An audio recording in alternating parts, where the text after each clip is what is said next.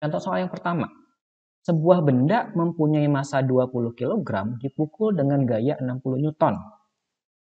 Jika gaya bekerja selama 0,2 sekon, besarnya impuls pada benda itu adalah.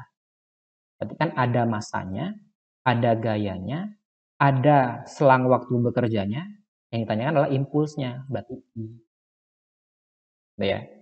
Nah, berarti yang diketahui massanya 20 kg, F-nya 60 Newton, delta T-nya 0,2 sekon, ditanya I-nya. Nah, tinggal masukkan ke rumusnya. I itu merupakan F dikalikan dengan delta T. F-nya 60 Newton, delta T-nya 0,2 sekon. Ya. Nah, tinggal dikalikan. 60 dikali 0,2 hasilnya adalah 12 Newton. Ya, gampang ya. Oke.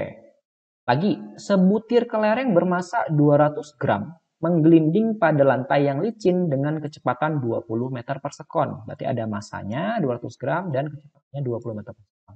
Besarnya momentum kelereng adalah. Nah, berarti diketahui massanya 200 gram diubah dulu jadi kilogram dibagi 1000 ya. Berarti 0,2 kilogram dan kecepatannya 20 meter per sekon. Ditanyanya momentum, berarti P-nya berapa? Nah, ini juga tinggal masukkan ke rumus. P sama dengan M dikali P. M-nya 0,2, P-nya 20. 0,2 dikalikan 20 berarti hasilnya adalah 4 kg meter per atau 4 ton sekon juga boleh, sama aja. Paham ya? Nah, sekarang yang ketiga. Sebuah apel bermassa 100 gram jatuh dari pohon yang tingginya 5 meter. Diketahui nilai G adalah 10 meter per sekon kuadrat. Besarnya momentum apel saat mengenai tanah adalah berapa? Ya, jadi massanya 100 gram. Kemudian tingginya itu adalah 5 meter dan G-nya 10 meter per sekon kuadrat. Ditanya momentumnya saat mengenai tanah. Oke. Kalau mau cari momentum tadi itu kan rumusnya adalah M kali P. M-nya kan tadi ada ya, massa apelnya ya. Tapi kan V-nya ketika di tanah nggak ada. Nah, berarti kita harus cari V-nya dulu ketika di tanah. Nah, ini kita gunakan konsep yang sebelumnya. Yang udah kita pelajari tentang hukum kekekalan energi. Ya. Nah, jadi EK1, anggaplah EK1 itu ketika dia di atas ya. Kalau yang 2 berarti di bawah ketika udah sampai di tanah. EK1 tambah EP1 sama dengan EK2 ditambah EP2. Ya, EK1 berarti 0. Kenapa? Karena ketika dia masih di atas pohon, kan nggak punya kecepatan tuh. Berarti EK-nya bernilai 0. Oke? Ditambah MGH1. Ya. Nah, kemudian sama dengan setengah MV2 kuadrat tambah MGH2. Nah, H2-nya ini juga pasti bernilai 0. Kan dia di bawah, di tanah. Ya kan? Nah, maka nanti tinggal MGH1 sama dengan setengah MV2 kuadrat. Gitu ya.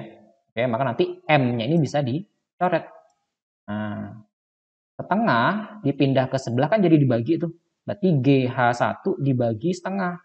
Nah, dibagi setengah naik ke atas. Berarti tinggal 2G, 2GH. Maka 2GH itu sama dengan V2 kuadrat. Kalau kita mau cari V2, ya berarti kan diakarkan 2GH-nya.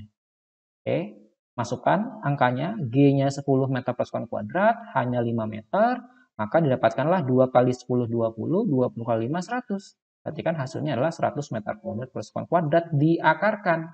Maka P2-nya adalah 10 meter per sekon. Jadi ketika dia sampai di tanah, dia kecepatannya 10 meter per sekon. Yang ditanya P2. Ya kan, momentum ketika sampai di tanah. Berarti P2 sama dengan M dikali V2. M-nya 0,1 kg, P2-nya 10 meter per sekon. Nah, berarti P2-nya adalah 1 kg meter per. Gitu ya. Oke, terakhir. Bola bermassa 200 gram dengan kecepatan 4 meter per sekon ke kiri. Ya, jadi ada 4 meter per sekon ke kiri nih. Membentur tembok dan akhirnya memantul ke kanan dengan kecepatan 2 meter per sekon. Nah, ke kanan 2 meter. Impuls bola ketika membentuk tembok adalah, ini tanya adalah impulsnya. Oke. Nah, jadi seperti ini. Ya. Awalnya dia kecepatannya 4 meter per sekon ke kiri. Ya. Berarti kan diketahui adalah V1-nya negatif 4 meter per sekon karena ke sebelah kiri. Oke. V2-nya 2 meter per sekon karena ke sebelah kanan. Seperti itu. Kitanya I. Ya. I tadi kan rumusnya adalah F dikali delta T kan. Tapi karena F dan delta T-nya tidak ada, maka kita bisa gunakan rumus yang I sama dengan delta T. I itu adalah perubahan momentum. Nah, jabarkan delta P-nya jadi I sama dengan M dikali V2 dikurang V1. Nah, dan kita masukkan angkanya.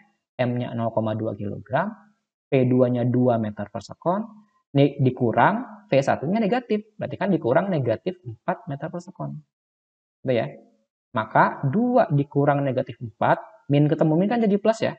Berarti kan 2 ditambah 4 hasilnya 6. Maka 0,2 dikalikan 6 meter per sekon, hasilnya adalah 1,2 kg meter per. Oke? Ya. Jadi untuk pertemuan kali ini kita belajar itu saja dulu ya. Kita tadi sudah belajar tentang momentum. Momentum itu merupakan ukuran kesukaran untuk menghentikan suatu benda yang bergerak. Lalu kita sudah belajar tentang impuls. Impuls itu adalah gaya yang bekerja selama waktu tertentu, ya. Kemudian hubungannya adalah impuls itu merupakan perubahan momentum. Dan momentum itu jumlah momentum benda sebelum dan sesudah tumbukan bersifat kekal selama tidak ada perubahan energi. Itu ya, oke. Jadi untuk pertemuan kali ini saya cukupkan sampai di sini. Selamat pagi dan assalamualaikum warahmatullahi wabarakatuh.